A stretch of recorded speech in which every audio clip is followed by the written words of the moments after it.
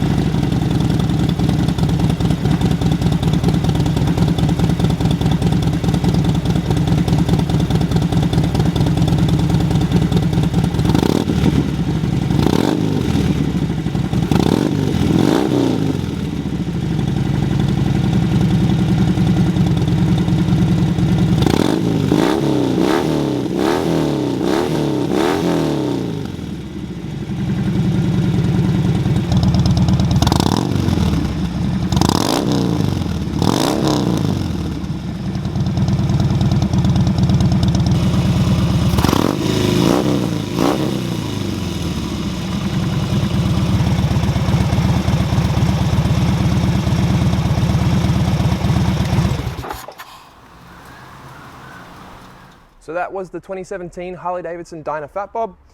If you guys want to see a first ride review or a full review, let me know and we'll tee it up.